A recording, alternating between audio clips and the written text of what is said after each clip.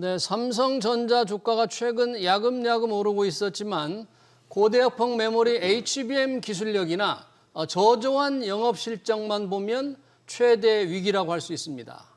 횟수로 10년째 재판장을 오가야 했던 이재용 삼성전자 회장의 사법 리스크가 일부 원인을 제공했다는 분석도 있죠. 2025년 7월 17일로 이재용 회장은 사법 족쇄에서 해방됐습니다. 삼성전자의 앞날 두 분과 얘기 나눠보겠습니다. 박중원 리더스 인덱스 대표, 이주환 인더스트리 애널리스트 나오셨습니다. 어서 오십시오. 네, 안녕하세요. 네. 자, 이재용 회장 재판장을 오갔습니다. 부당합병, 회계부정 혐의, 국정농단까지 합하면 9년 넘게 재판을 받아왔는데 드디어 오늘 대법원 결정으로 완전히 사법 리스크에서 벗어났습니다. 우선 어떤 사건이었는지 좀 개요를 먼저 알아보고 싶은데요. 박중원 대표님, 네. 이재용 회장의 사법 족쇄 그동안 어떻게 진행이 되었습니까? 경영권 승계 때문에 봐야죠. 2015년에 제일모직과 삼성물산 합병 다 하는 과정이고 예. 합병 과정에서 최소 비용으로 경영권 승계를 하려고 하다가 지금 사법 족쇄에 갇히게 됐습니다. 예. 이번에 대법원 무죄 판결을 난 것의 핵심 쟁점은 이거였죠. 당시에 이재용 회장이 분식회계에 고의로 관여한 것이 아니냐가 핵심 쟁점입니다. 어떤 분식회계냐면은 네. 당시에 바이오에피스가 자회사일 땐 장부 가격이 2,900억이었어요. 바이오로직스의 자회사일 때요. 예, 관계회사가 되면서 4조 8천억으로 뛰었습니다. 네. 가치가 급상승했죠. 이유는 당시 제일모직과 삼성물산 합병 때 이재용 회장의 지분 가치를 유리하게 만들려고 했던 것이죠. 제일모직의 값어치를 높이기 위해서. 그렇죠. 네. 그래서 검찰은 제일모직의 가치를 부풀려서 삼성물산과 합병을 유리하게 만들기 위한 것이 아니냐라고 이제 기소를 한 것이고, 이렇게 해서 기소가 됐지만 서울행정법원에서 작년에 8월 분식회계를 일부 인정하는 걸 하면서 무죄로 급선회했습니다. 네. 그래서 2심에서 무죄가 났고 오늘 대법원의 최종 무죄가 난 겁니다. 그러네요. 이제 완전히 사법 리스크에서 남은 게 없습니다. 거죠. 국정농단은 이미 사면으로 다 끝났고요. 거고요. 네. 실제 2년 이상 이제 구속이 돼 있었다가 자, 이번 판결 변호인들의 입장을 내놨는데 혹시 삼성전자에서 공식적인 입장이나 시장의 반응이 상당히 좀 주목이 되는 것 같은데 어떻게 지금 나오고 있습니까? 아마 공식적으로 특별히 입장을 안 낼 것이라고 생각이 되고 있고요. 삼성전자에서 가급적 조용히 넘어가는 것이 오히려 삼성전자 입장에서는 좋고, 예. 그리고 사실은 이제 올해 11시가 조금 넘어서 최종 판결이 나왔기 때문에 예. 시간적으로 사실은 뭐 그렇게 많은 시간이 흐르지 않은 상황이지만 네. 주식 시장에서는 긍정적인 시그널들이 바로 반응을 하고 있습니다. 예. 근데 어떻게 보면은 그러니까 3거래일 연속으로 외국인들이 사면서 주가가 3일 연속 상승을 했거든요. 근데 이미 사실은 오늘 하루뿐만 아니라 2, 3일 전부터 어쨌든 무죄 판결에 대한 기대감들이 시장에서 있었던 것 같고 일부 선반영이 되고 오늘 그 마침표를 찝는 날이 되지 않을까 생각이 되고 있는데요. 지금 보면은 오늘 종가 기준으로 잘하면 3%가 상승도 가능할 만큼 굉장히 지금 강세를 보이는 상황이라서 이제 투자자들이 그동안에 사실 말씀하신 것처럼 실적이라든지 경쟁력 부분은 아직까지도 해결될 부분이 많이 있어서 그러니까 2분기 실적은 아주 안 좋았죠. 이게 지금 사실 실적에 반영이 되는 기대감이라기보다는 이제 삼성전자 그동안 계속 투자자들이 아쉬워했던 것들은 뭔가 찔끔찔끔 투자는 했어요. 근데 대부분은 사실은 반도체와 상관이 없는 부분들, 공조 시스템이라든지 뭐 음향 시스템이든지 이런 쪽에 투자들이 하긴 했지만 반도체와 관련된 뭔가 대규모 투자가 이제 필요한 한 방에 필요한 때가 아니냐라는 생각을 했는데 그 부분에 대해서 이제 CEO가 이제 사법 리스크가 계속 있다 보니까 아무래도 공격적인 투자 발표하기 조금 어려움이 있지 않았을까? 이제 그 부분이 해소되었으니 조만간 큰 빅딜이 있지 않을까라는 기대감들이 좀 있었을 것 같고요. 그 부분이 정말 현실화될지는 좀 지켜봐야 될 것 같습니다. 네, 여러 가지 좀 기대감이 미리 좀 반영된 측면도 있고 이제 완전히 무죄가 확정이 됐으니까 뭔가 달라지지 않겠냐, 뉴 삼성이 나오지 않겠냐는 기대감인데 외국인들이 좀 사는 것 같아요. 이런 주가 움직임만 보면은 사법 리스크 완전히 벗어 던진 거 이것만으로 조금 굉장히 주가에 긍정적인 지금 그 원동력은 되는 거네요. 저는 이번 사법 리스크가 벗어났다는 것이 뭐 일부 주가 반영됐겠지만 사실은 어제 오늘 주가는 그 미국발이 더 컸던 것 같습니다. 미국. 예, 왜냐하면 그 트럼프 정부가 이제 중국에 엔비디아 제품 중에서 저사양 제품을 허용을 해줬죠. H20. H20이죠. 왜냐하면 그게 왜 중요하냐면은 이번 2분기 실적 때 1조 원 정도의 충당금을 떨어냈잖아요. 그래서 사실은 컨센서스보다 훨씬 적은 영업이익을 남겼는데 그 1조 원의 충당금을 떨어낸 게 뭐냐? 바로 이 분야거든요. 아, 그래요? 저사양의 HBM에 들어가는 메모리를 가지고 있다가 네. 삼성전자가 연초부터 계속 가지고 작년부터 가지고 있다가 그거를 도저히 안 되니까 이번에 떨어낸 건데 이번에 그 부분을 풀어줬으니까 사실은 그럼 바로 3분기에 1조 원이 바로 영업이익으로 붙어버립니다. 아, 그렇게 되나요? 네. 네. 사실은 어제 오늘 저는 물론 그 대법원의 무죄 판결에 서 지난주부터 나왔을 거예요.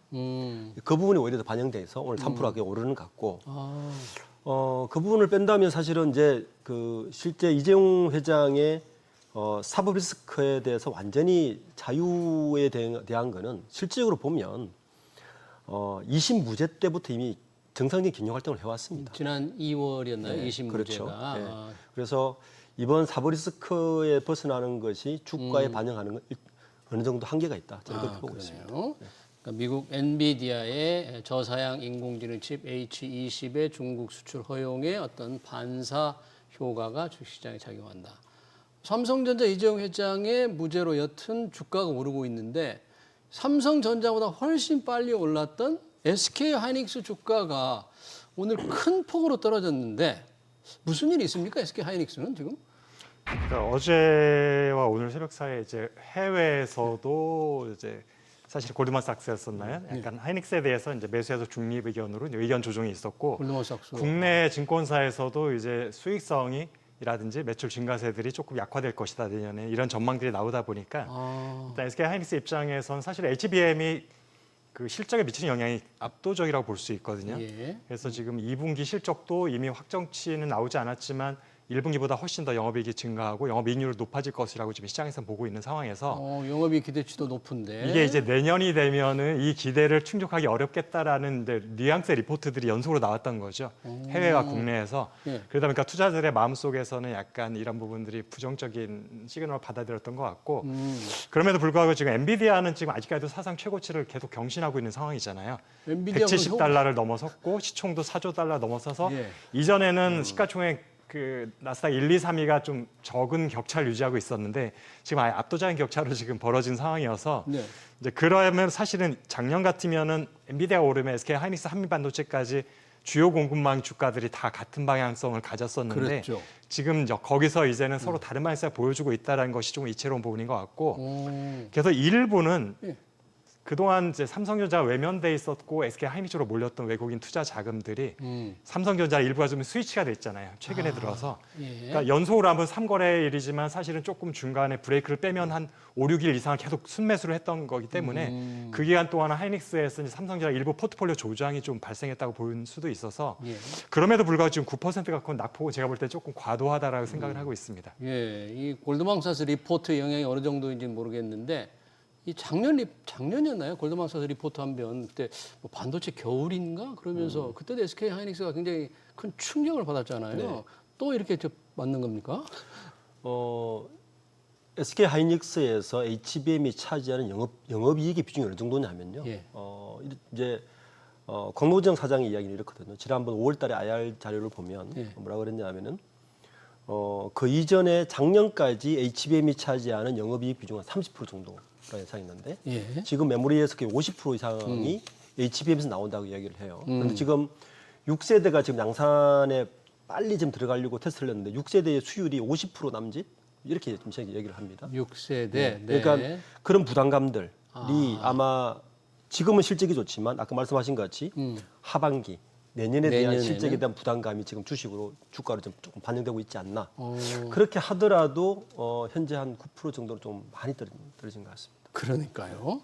기왕에 HBM 얘기를 했는데 삼성전자 늘 얘기할 때 엔비디아 HBM 도대체 5세대 품질 검증 통과는 도대체 언제 하느냐? 뭐 한 1년도 더 된 것 같아요. 언제쯤 통과하느냐? 저희 이 방송에서도 몇 차례 했는데 작년 5월부터 제가 계속 그 주제로 방송을 했던 것 같습니다. 근데 5세대 HBM 품질 검증 통과가 그렇게 어려운 겁니까? 삼성전자? 지금 사실은 삼성전자 입장에서도 아마 최대한 노력을 하고 있을 텐데요. 예. 아직까지는 사실은 저희도 객관적으로 보기에는 엔비디아에서 확실한 퀄 통과를 하지는 못했다라고 보는 게 맞는 것 같고 그게 사실은 실적에도 반영이 되고 있는 거잖아요. 예. 근데 지금 다행스러운 거는 만약에 HBM4, 그러니까 6세대로 올해 하반기부터 빠르게 전환이 되면 삼성전자는 기껏 5세대를 완성해놓고도 돈은 벌지 못하는 상황이 지속될 가능성이 있는데 이제 점차 이제 최종 고객이라고 할 수 있는 빅테크 기업들이 가성비를 따지기 시작을 했죠. 그래서 이제는 블랙엘 말고 호퍼칩을 달라라고 하고 예전에. 6세대는 아직은 필요 없으니 5세대를 지속적으로 하다. 아, 그 대신에 8단은 아니고 이제 12단 이상 12단, 16단일 텐데 그러다 보니까 삼성전자 같은 경우도 이제 준비만 된 다음에 아직까지 시장이 좀 더 길어지는 거예요. 5세대 시장이 좀 더 수명이 길어지는 상황에서 빠르게 캐첩만 한다고 하면은 그동안에 이제 굉장히 부진했던 부분의 일정 부분은 올해 하반기에 사실은 이제 어쨌든 영업이익률에서 조금 보탬이 될 수 있는 상황이 되는 거죠. 예. 6세대 전환이 좀 늦어질 것 같다. 전환이 애초 늦어진다. 기준보다 이제 이런 상황에 삼성전자 이제 하기 나름인 것 같습니다. 예. 자, 삼성인데 어떻게 하느냐? 마침 이재용 회장도 이제 사법 리스크 벗어났으니까 뭔가 좀 달라질 텐데 아까 박주근 대표님께서 이제 2심 이미 무죄일 때 경영이 조금 정상 경영을 해왔다 그러는데 여튼 그래도 대법원 마지막까지 긴장을 또 끈을 놓을 수는 없었을 텐데 이제 대법원 결정으로 조금 많이 그 행보가 이재용 회장 행보가 좀 달라질까요? 어떻게 보세요? 제가 아까 말씀드린 대로 2심 무죄 이후에 사실은 저는 정상적인 경영 활동을 해왔다고 봐야 되는 것이고요. 정상적으로. 우리가 되돌려 보면 이제 구속 때부터 이 사브리스크 있을 때부터 늘 언론에서 우려하는 건 두 가지 포인트였습니다. 네. 첫 번째는 오너가 부재했을 때는 대규모 투자 혹은 대규모 M&A에 대해서 의사결정할 사람이 없으니 그렇게 얘기했었죠. 빨리 리스크를 벗어나게 해달라. 두 번째는 또 뭐냐면 예. 이재용 회장의 역할은 사실은 그런 의사결정도 중요하지만 글로벌 네트워크에서의 어떤 유일한 네. 그룹에서 지난주에 갔다 온 그 컨퍼런스, 네. 그 썬밸리 컨퍼런스에서도 보면 그 대부분 이제 그런 행보를 하려고 주로 이재용 회장이 그 움직임의 중심에 있었는데 예. 중요한 것은 그 이후에도 사실은 아주 대규모 M&A는 없었고요. 예. 그리고 그 막강한 글로벌 네트워크를 통해서 뭔가 새로운 사업 구조 개편이 없었습니다. 생각해 보면 삼성전자의 현재 사업 구조는 그 25년이 됐어요. 그대로 DS 사업본부가 가지고 있는 변화가 없다. 그렇죠. 원래 4개 사업본부가 지금 2개 합쳐진 거 아닙니까? 예. DS 사업본부는 원래 반도체 쪽에서 메모리와 시스템이라서 파운드로 들어온 것밖에 없고요. 그리고 MX 사업본부는 스마트폰과 가전이 갖고 있고 디스플레이 이 5개 사업군을 가지고 있는데 이 현재의 사업 구조는 이건희 회장 때부터 그대로 유지되어 왔습니다. 어느 글로벌 기업도 강한 기업도 거의 한 세대를 동일한 사업 구조로 가져가서 같은 이익을 내는 건 불가능하거든요. 예. 그러니까 과연 그러면 이재용 회장이 이제 회장된 지가 이제 올해가 3년째가 납니다. 3년째. 네, 만 3년째가 올해가 되는데 회장 될 취임새에서 침묵을 하셨고 뭐 그리고 그랬었어요. 네. 신경영 30점 발표 때도 침묵을 했고요. 그리고 지금도 침묵을 저는 하고 있다고 보는데요. 예. 투자자들에게 뭔가 분명한 메시지를 줘야 된다. 이 정도 됐으면. 네. 그러니까 이제는 제가 볼 때는 사브리스크를 벗어났으니 이제는 핑계 될 것이 없다. 빙계거리 없다. 예, 이제 정면 돌파해야 된다. 정면 돌파해야 된다. 아까 2017년 대규모 인수 이후에 큰 게 없었다는데, 그러니까 저 이주환 박사님도 말씀해 주셨잖아요. 그동안 오디오 사업부, 또 공조회사 샀고, 디지털 헬스케어 샀고, 예, 디지털 가장 좀, 최근에. 예, 가장 최근에 세 개의 인수합병이 있었지만 뭐 고만고만해요 규모가. 무슨 큰 방향성은 있습니까? 삼성전자에 가는 방향성은 이게? 그러니까 삼성전자라는 회사의 좀 지금 포트폴리오를 말씀해 주셨지만 하이닉스랑 다른 것들이 반도체 회사가 아니잖아요. 어떻게 보면 종합적인 전자회사다 보니까 반도체 부문 외의 것들을 강화하기 위한 포석이 조금 있다라고 느껴지긴 합니다. 예. 제가 볼 때 그거는 그러니까 약간 미래를 생각한다 보면은 자율주행 자동차 시대를 준비를 하면서 거기에 뭔가 본인들이 공급망의 좀 핵심을 서플라이가 되기 위한 노력들 가운데 강화되는 부분들.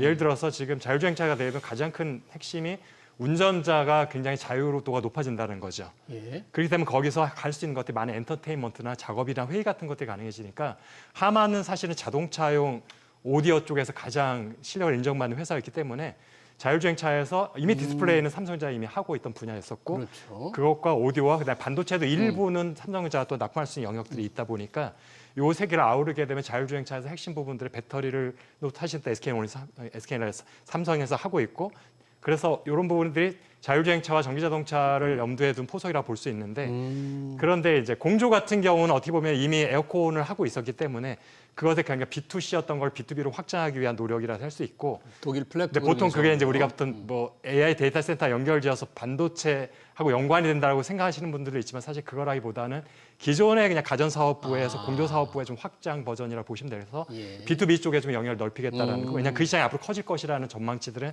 많이 있기 때문에 그래서 어떻게 보면 삼성전자에서 완성품, 완제품 쪽에 좀 더 그 연관성이 높은 것들에 대한 M&A들이 좀 꾸준히 있어 왔고요. 예. 근데 반도체 관련해서는 사실상 몇몇 설계 기업들을 아주 작은 규모로 한 것을 제외하면 거의 스타트업 수준의 기업들 아직까지는 사실 거의 10년 동안 없었다고 보고 있고 사실은 해야 되는 부분들이 파운더리 하고 싶었으면 파운더리 쪽에 뭔가 설계가 됐던 파운더리 공정이 됐던 했어야 되는데 파운드리. 이런 노력이 전혀 없었던 것이 제 입장에서 조금 아쉬움이 있고 네. 메모리는 사실 M&A보다 본인의 실력을 꾸준히 키우면 되는 영역이었었는데 여기서 좀 삐걱한 거죠. 지금 몇천 년 사이에. 크게 삐걱한 거죠.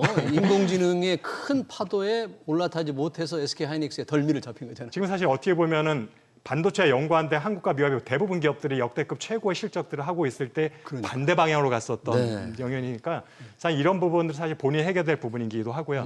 그래서 사실은 M&A를 한다고 하면은 제가 볼 때는 반도체 쪽이 이제 나와야 될 상황이긴 한데 제가 볼 때 정말 삼성전자 필요한 부분이 현재로서 설계 쪽이라고 보고 있거든요. 설계가 약하다 보니까 그것이 최종 제품에서도 자꾸 페일이 나고 신뢰성 부분들 그다음에 반복적인 결과가 나오지 않는 영역이 있다 보고 사실은 발열이나 속도 문제들이 다 설계하고 이슈가 연관이 되어 있습니다. 그래서 그러다 보니까 설계된 부분이랑 패키지 관련 부분의 쪽에서 경쟁력을 높일 수 있는 M&A 딜이 좀 있으면 좋겠다라는 기대는 있습니다. 네, 이 반도체 분야의 획기적인 기술력을 높일 수 있는 본인이 가지고 있는 기술력을 이미 지금 HBM에서는 잡혔는데 그런 뭔가 변화가 있어야 되는데 아까 박주근 대표님이 회장 취임 때도 조금 침묵을 했고 큰 메시지를 안 냈고 지금도 침묵하고 있다는 표현을 쓰셨잖아요. 네. 2심 재판 무죄됐을 때, 그 지난 2월인가요? 그때는 뭐 위기 이런 말은 좀 했던 것 같은데 네. 어떤 본인의 메시지가 새로 나올까요? 투자자들이 아까 그런 걸 좀 바라고 있다 이런 뭔가 좀 말씀하셨는데 어떻게 보세요? 저는 당장 나올 거라고 보지는 않습니다. 우선 나올 거였으면 사실은 지난 뭐 물론 조심스러웠겠죠. 지난주에 선밸리 컨퍼런스에서 귀국하는 길에 그 메시지가 조금 기대를 했을 수 있는데 그때도 열심히 하겠다, 피곤하다 이 두 마디밖에 없었거든요. 저는 그 투자자들에게 삼성전자가 좀 방향성을 정확하게 짚어줬으면 좋겠어요. 방향성을. 그러니까 어떤 얘기냐면은 삼성전자가 글로벌 디바이스 회사로 갈 거냐, 그 디바이스 프로바이더로 계속 그 위치를 지키면서 기술 기업으로서의 제조업이 강한 디바이스 프로바이더의 기업으로 갈 거냐, 아니면 빅테크 같은 일종의 플랫폼 기업으로 갈 거냐에 대한 좀 방향성을 지금은 얘기해 줄 때가 됐다. 네. 2015년에 영국 이코노미스트가 이런 얘기를 했습니다. 이코노미스트가 삼성전자를 집중 지명하면서 그 당시 이건희 회장은 뭐라 그랬냐면 인내의 자본이란 말을 썼어요. 인내의 자본. 예, 이게 무슨 말이냐면 지속적인 R&D를 통해서 압도적인 기술 경쟁력을 기반으로 선도적으로 기술력 격차를 가지면서 영업이익을 추구하는 그러니까 인내의 자본이라는 말을 쓰고 그게 삼성전자의 힘이라고 얘기를 했는데 2017년 사법 리스크가 있던 이후에 삼성전자는 급도로 바뀌었습니다. 인내의 자본이 아니라 이 강한 제조 기술 경쟁력을 가진 기업이 꼭 빅테크 같은 금융자본회사처럼 바뀌기 시작했어요. 일단 카펙스의 50% 가까이를 뭐 계속 배당이나 다른 걸로 쓰기 시작했고요. R&D의 그 증가량도 보면 그때부터 굉장히 급속도로 줄어요. 증가력이 폭 줄고 있습니다. 그래서 그 뒤로 삼성전자가 그에 대한 결과물이 사실 지금 우리가 보고 있는 거예요. 결과물이 기술력의 그러네요. 어떤 차이도 없고 그냥 이게 플랫폼 기업으로 갈 건지 뭐 그냥 그 부품 기업으로 갈 건지도 잘 모르겠고 지금 투자자들이 도대체 앞으로 길이 어디로 뭐냐? 갈 것인가에 대한 길은 최소한 제시되지는 않나 저는 보고 있습니다. 네, 삼성웨이, 뉴 삼성웨이를 보여달라. 투자자들은 그걸 바라고 있는데 여러 가지 삼성의 문제 중에서 아까 이주환 박사님 말씀을 해주셨지만 파운드리 분야를 보니까 지금 분기마다 수조 원의 적자를 계속 내고 있잖아요. 1등 대만의 TSMC보다 뭐 격차가 더 벌어지고 희망이 없습니까? 어떻게 해야 됩니까? 이거 파운드리. 제가 내부의 사정 정확히 알긴 못하면서 강하게 얘기를 하기가 조금 어려움이 있긴 한데 예. 사실은 지금 삼성전자 파운더리는 원래 하기도 10년이 훨씬 전부터 했었고 본격적으로 대규모 투자가 시작된 게 2019년부터 시작이 됐거든요. 예. 그때 이제 모토는 이제 당시는 이제 부회장이었지만 이정 부회장이 2030년까지 메모리는 현재 1등이는 비메모리 때 1등을 하겠다라는 비전 2030을 발표를 하면서 파운더리 투자가 이제 이전과는 궤를 달리할 정도의 대규모 투자가 되기 시작했는데 사실 그때 제가 볼 때는 굉장히 정밀한 분석과 시장에 대한 이해와 이런 것들이 없는 상태에서 투자가 시작됐다고 일단 보고 있고요. 근데 그 상태로 계속 10년이 되다 보니까 10년 가까이 되다 보니까 이젠 브레이크를 걸기가 좀 어려운 상황이 돼버린 거죠. 왜냐하면 그동안 이미 투입된 자본이 너무 커졌고 그곳에 투입된 인력들 이제 예. 배치 같은 것들도 지금 상당히 많이 변화가 있는 상황에서 이거를 그대로 가져가자니 빠른 시간 안에 뭔가 획기적인 반전을 하기는 어려울 것 같은데 여기에서 접자니 그거에 대한 부담도 지금 굉장히 커진 상황이 되는 거예요. 이게 규모가 작을 때는 그냥 그동안의 손실은 잊어버리자. 앞으로를 생각해서 접고 그 돈을 딴 데 투자하자가 되는데 지금 사실은 들어왔던 투자 비용이 뭐 100조가 넘는 상황이 되다 보니까 그 결정을 어느 누구도 쉽게 하지 못하는 거죠. 삼성전자. 이재용 회장은 불만이고 DS 부부장 누가 하더라도 바로 이걸 접자라는 말을 강하게 하기 좀 어려운 상황이 돼버려 있고 네. 왜냐하면 그게 이제 투자자들한테 굉장히 큰 실망 매물이 나올 수도 있는 상황이다 보니까 근데 그렇다고 현재 이 상태를 꾸준히 가져갈 자신 없는 거예요. 그러다 보니까 어떻게 보면은 이게 굉장히 스마트한 엑시트를 해야 되는 상황인 것 같은데 딜레마예요. 제가 이 부분이 그래서 지금 실적에는 계속 발목을 잡고 있는 거잖아요. DS 부분에서도 아마 파운드리 적자가 아니었어 1분기에도 1조 원보다는 훨씬 한 3조 원 이상의 영업이 나왔을 것 같은데 물론 1조 원의 H20에 용돼야 되는 어쨌든 재고 처리 부분도 있었겠지만 예. 결국엔 파운드리 적자가 한 절반 이상을 이제 감소시켜버리는 영향이 있었기 때문에 이것이 올해 안에 획기적인 반전이 있기 쉽지 않잖아요. 시장 점유율이 낮아지고 있다는 얘기는 매출도 이제 감소하는 방향이라서 고정 비용이 높아서 지금 적자가 유지되는 상황이 계속되는데 매출마저도 지금 감소를 하고 있는 상황이 돼버리면 예. 더 적자폭은 커질 가능성이 높다. 그러네요. 그래서 이 부분은 사실은 제가 만약에 CEO를 하더라도 쉽게 결정을 내기는 어려운 상황이 지금 직면해서 좀 더 일찍 제가 볼 때 한 4, 5년 전에 결단을 내렸어야 되는데 시점을 지금 너무 놓쳤다라는 생각이 좀 들긴 합니다. 참 듣고 보니까 딜레마네요. 어떻게 할 수도 없고 그 대규모 투자가 들어갔기 때문에 지금 상황에서 어렵다. 일각에서 이제 분사를 하면 어떻겠느냐. 근데 뭐 분사한다고 뭐 뾰족한 수가 있는 건 아니겠지만 그런 주장도 있던데 그 가능성은 좀 없는 겁니까? 현실적으로 어렵지 않나는 생각입니다. 어렵다. 현실적으로 어렵다. 왜냐하면 돈 문제입니까? 또? 그렇죠. 우선 재무적 독립성 자체를 보장하기 어렵습니다. 지금도 연 그 20조 이상을 투자하는 걸로 알고 있는데 파운드를 살리려면 독립회사를 만들었을 때 그 그 투자 자금을 재원을 어떻게 확보하기가 마련하느냐. 어렵습니다. 두 번째는 사업 역량 자체를 담보하기 어렵죠. 사업 역량을. 네. 인텔이 지금 파운드리를 전담한 거 아닙니까? 예. 애초부터 저는 이게 이제 HBM을 보면 예. 삼성이 왜 파운드리에서 실제 못 내는 걸 알 수 있는데 사실 HBM은 메모리지만 예. 파운드리 같은 사업 마인드로 사업을 해야 되는 거거든요. 왜냐하면 HBM은 메모리 사업이지만 사실은 커스터머의 니즈에 맞도록 계속 설계를 바꾸고 커스터머 니즈 그러니까 수요자 위치에서 늘 마인드를 했을 때 HBM 성공할 수 있었던 거거든요. 네. 삼성의 HBM 성공할 수 있는 가장 큰 이유 중에 하나는 저는 공급자 마인드이기 때문에 봅니다. 공급자 마인드에서. 근데 파운드리도 예. 파운드는 철저하게 수요자 마인드로 사실 접근한 반도체 사업인데 공급자 마인드로 접근한 것 자체가 사실은 안 된 거라서 예. 그러니까 재정적인 문제, 예. 재원은 투자 그리고 재원. 사업 역량 자체의 문제, 조직 문화나 그룹 차원의 전략 판단을 봤을 때 실질적으로 당장 어렵다고 보고 있습니다. 네, 정말 삼성전자는 큰 짐이고 영업 실적을 악화시키는 주범이 되어 있는데 그렇다고 어떻게 뾰족한 방법도 없다. 그래서 2분기에 뭐 영업이익이 5조가 훨씬 못 미쳤잖아요. 쇼크, 어닝 쇼크했는데 이주환 박사님 그러면 지금 2분기 이후 지금 3분기, 4분기 그리고 내년 실적 전망은 어떤지.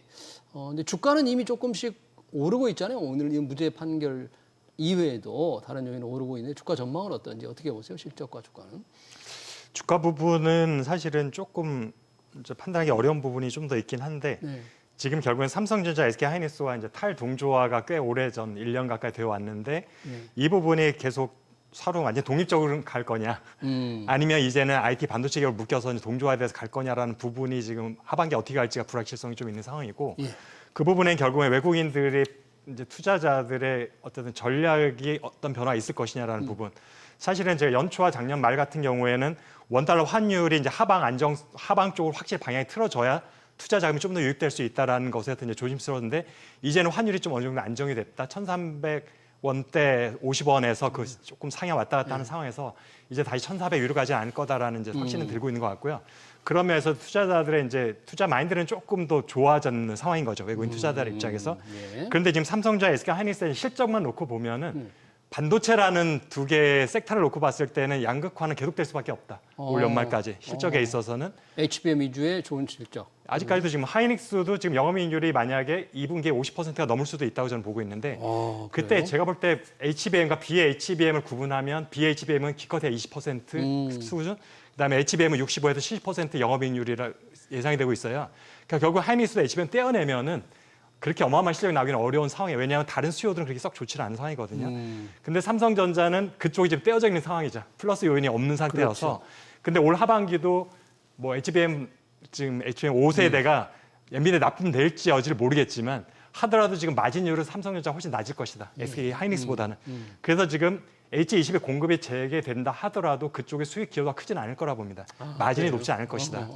그래서 전 세계 HBM 시장 점유율이 30% 40% 되면서도 마이크론보다 훨씬 낮은 영업이익률이 나온다는 얘기는 역시 HBM조차도 마진이 좋지 않다는 상황인 거죠. 수율이 좋지 않고 굉장히 중저가 제품 위주로 라인업이 되어 있다는 얘기라서 그래서 실적만 놓고 보면 주가가 추가 상승하는데 조금 걸림돌이 될 가능성이 있다라는 것들. 실적만 단지 본다면. 지금 여기서 투자 자금이라는 것은 사실 무조건 실적만 꽂고 움직이지 않기 때문에 포트폴리오 구성장, 삼성전자에 많이 빠졌던 부분들을 다시 일정 부분을 채우려는 부분이 있다면 조금 더 올라갈 가능성이 있는 거죠. 네, 그러네요. 짧게 박주근 대표님 혹시 주가 전망이나 실적에서 좀 첨언하시거나 좀 덧붙일 말씀 있으십니까? 지난 5월달에 SK 하이닉스 IR에서 뭐라 그랬냐면은 2028년이 되면 HBM이 매물 시장에 차지하는 비중이 60%라고 이야기를 했습니다. 2028년 60% 매물 HBM 이? 시장에서 60%입니다. 예. 그리고 HBM이 영업이익 그러면 그렇게 되면 영업이익이 차지하는 비중은 70%까지 올라갑니다. 이번에 재밌는 건요. 6세대를 개발하면서 삼성은 그 6세대인 원C에다가 네. 양산을 태웠고요. 하이닉스는 아주 기발하게도 원P에다가 5세대에다가 6세대 12단째를 올렸습니다. 그 말은 무슨 말이냐면 SK 하이닉스가 HBM을 먼저 했기 때문에 수율이 안 나오는 걸 보고 빨리 수율이 잘 나오는 원비에다가 12단짜리를 6세대를 올렸다는 이야기예요. 예. 삼성은 그걸 건너뛰고 원C로 올렸다는 건데 수율이 분명 안 나올 겁니다. 자, 그렇게 된다면 하반기에 영업이익률은 더 낮아질 겁니다. 삼성에. 네. 그렇게 하면 올해까지의 HB 양산은 어렵다고 저는 판단하고 6세대를 아마 하이닉스가 올해 6세대를 양산에 태워버린다면 삼성전자의 포텐셜은 그렇게 올해까지는 높지 않다. 저는 네, 생각합니다. 그러네요.